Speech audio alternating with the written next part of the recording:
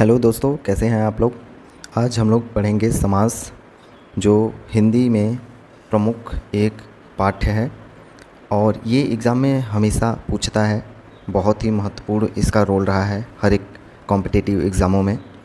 तो चलिए हम जानते हैं सबसे पहले कि समास होता क्या है।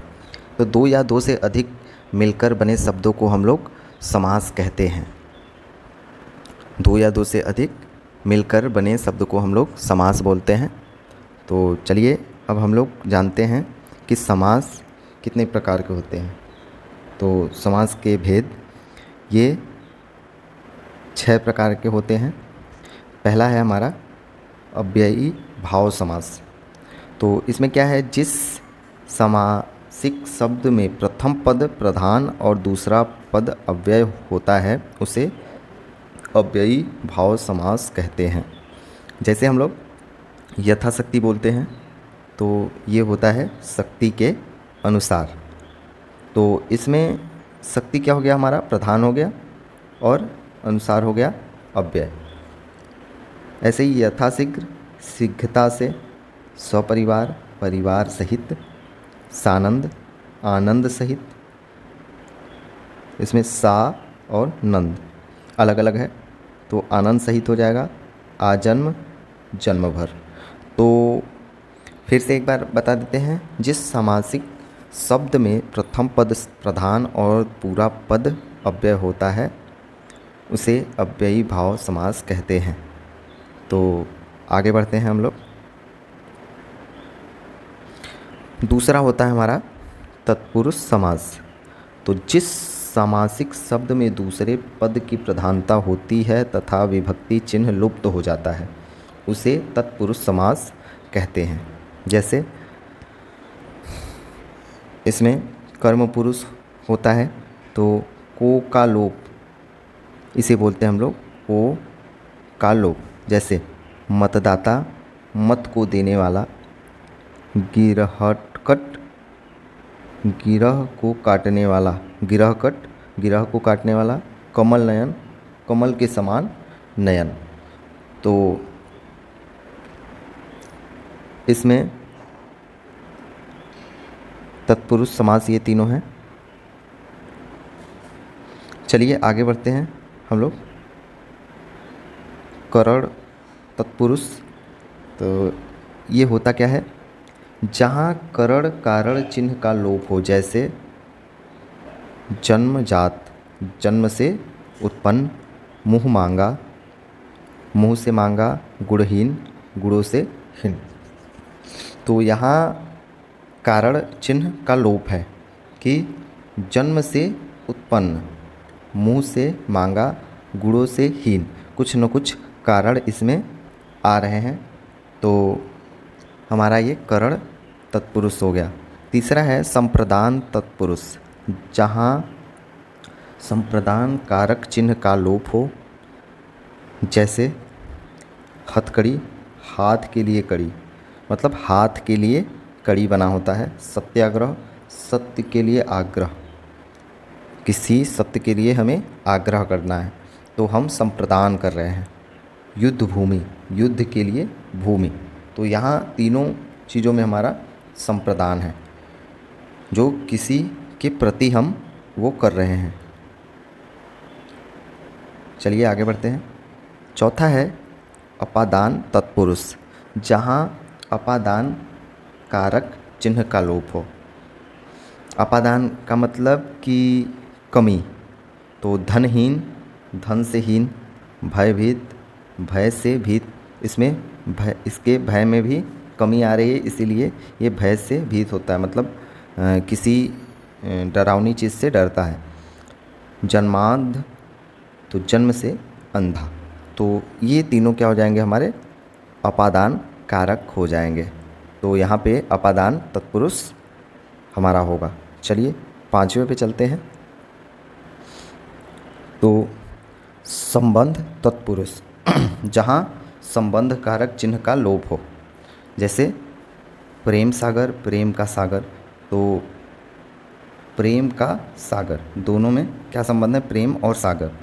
दिनचर्या, दिन का चर्या, और भारत रत्न, भारत का रत्न, मतलब आपसी दोनों में क्या है, संबंध है, संबंध कारक। तो ऐसे कारक को हम लोग संबंध तत्पुरुष कहते हैं। चलिए आगे बढ़ते हैं। छठा है अधिकरण तत्पुरुष। तो ये होता क्या है, जहाँ अधिकरण कारक चिन्ह का लोप हो।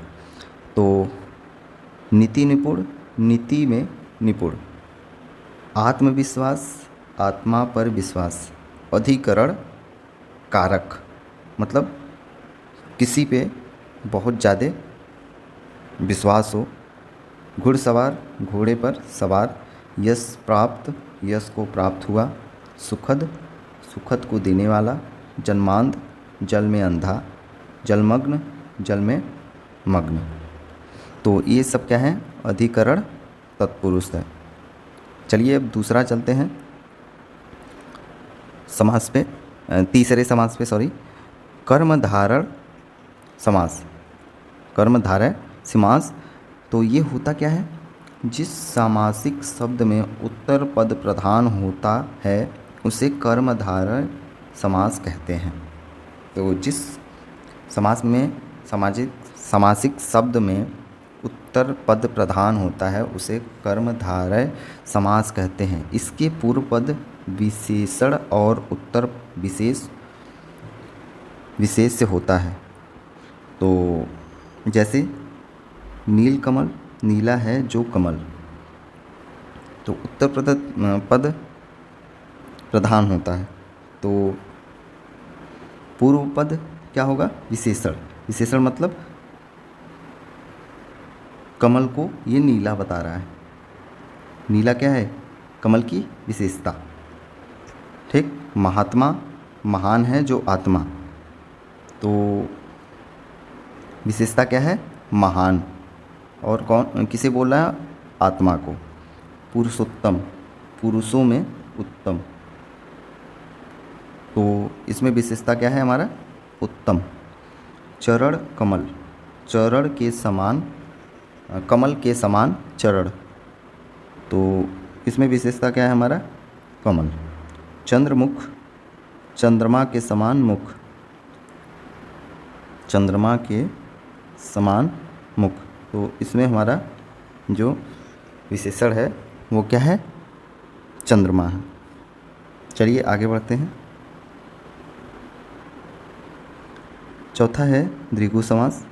जिस सामासिक शब्द का प्रथम पद संख्यावाची और अंतिम पद संज्ञा हो उसे द्विगु समास कहते हैं।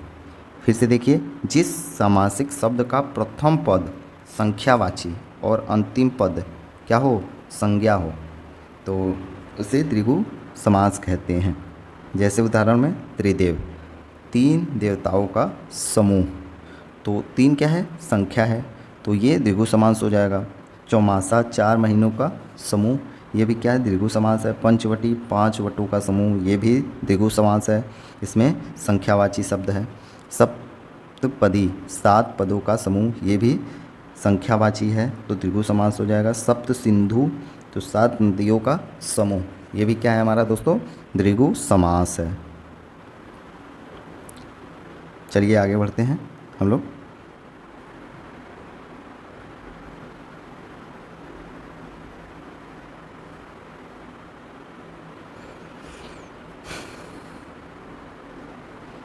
चलिए पांचवा क्या है, द्वंद्व समास। तो द्वंद्व समास किसे कहते हैं, जिस सामासिक शब्द के दोनों पद प्रधान हो, दोनों संज्ञाएं अथवा विशेषण हो। जिस सामासिक शब्द के दोनों पद प्रधान हो, दोनों पद संज्ञाएं अथवा विशेषण हो, उसे द्वंद्व समास कहते हैं। जैसे रामकृष्ण, ये क्या है, दोनों पद प्रधान है, तो ये क्या हो जाएगा, द्वंद्व समास। दाल रोटी, ये भी दोनों पद प्रधान हैं और दोनों विशेषण हैं, दोनों आपस में विशेषण हैं, तो ये भी क्या है, द्वंद्व है। कंदमूल, ये भी क्या, दोनों प्रधान और दोनों विशेषण हैं। पाप पुण्य, तो ये भी क्या है, द्वंद्व समास है। भला बुरा, ये सब क्या है, द्वंद्व समास है, जो दोनों पद प्रधान हैं और संज्ञाएं भी हैं और आपस में विशेषता रखते हैं। तो चलिए आगे बढ़ते हैं हम लोग। बहुब्रीहि समास। इस सामासिक पद में कोई भी शब्द प्रधान नहीं होता, बल्कि दोनों शब्द मिलकर एक नया अर्थ प्रकट करते हैं। तो क्या प्रकट करते हैं, एक बार और देख लेते हैं।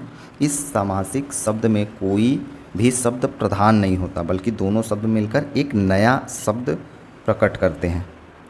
तो चलिए हम लोग इसका देख लेते हैं उदाहरण।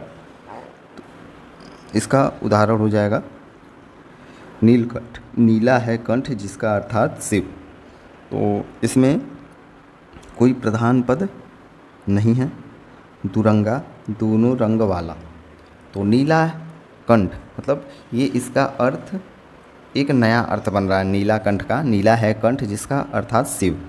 तो नीला है कंठ इससे रिलेटेड है, बट अर्थात शिव, ये इससे रिलेटेड नहीं है। दुरंगा, दो रंगों वाला, ये भी क्या दूसरे शब्द को नया शब्द बना रहा है। निर्जन, निकल गए जन जहाँ से, ये भी क्या है, नया शब्द बना रहा है। चक्रपाणी, चक्र है हाथ में जिसके। बड़बोला, बढ़ चढ़ कर बोलने वाला। तो एक तरह से वाक्यांश के लिए एक शब्द का यहाँ पे प्रयोग किया जा रहा है। तो ऐसे समास को हम लोग क्या बोलते हैं, बहुब्रीहि समास कहते हैं, जिसमें कोई भी शब्द प्रधान नहीं होता और ये एक नया अर्थ प्रकट करता है। चलिए दोस्तों, कुछ स्मरणीय तथ्य हम जान लेते हैं। जिस समास में पूर्ण खंड प्रधान वह अव्ययीभाव समास होता है। जिस समास में उत्तर खंड प्रधान होता है वह तत्पुरुष समास होता है। जिस समास में दोनों खंड प्रधान होते हैं वह द्वंद्व समास होता है। जिन समास में दोनों खंड प्रधान नहीं होता वो क्या होता है, बहुब्रीहि समास होता है। तो ये चारों बहुत ही इम्पॉर्टेंट है, इसको याद कर लीजिए आप लोग। तो वीडियो अगर अच्छा लगा हो तो लाइक, शेयर और सब्सक्राइब करना ना भूलें, हमें फॉलो कर लें। तो आज के लिए बस इतना ही। अगले क्लास में हम इससे रिलेटेड क्वेश्चन करेंगे। तो जय हिंद,